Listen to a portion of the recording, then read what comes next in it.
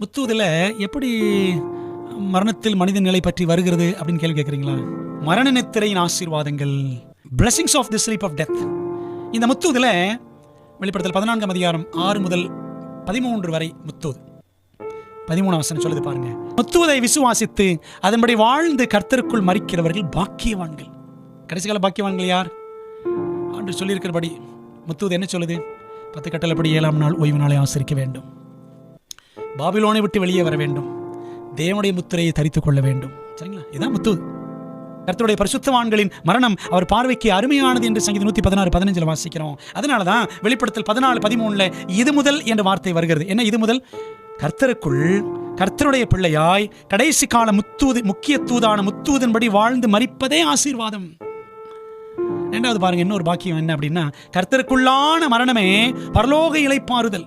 வெளிப்படுத்தல் 14:13 படிச்சோம்ல, அவர்கள் தங்கள் பிரயாசங்களை விட்டு ஒளிந்து இளைப்பாறுவார்கள்.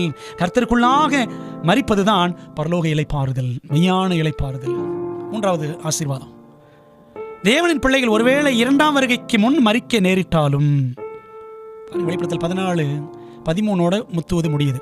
14:14 2ஆம் வருகை பற்றி படிக்கலாம். இயேசுவானவர் வருகிற காட்சியை நீங்க பார்க்கலாம் ரெவலேஷன் 14:14.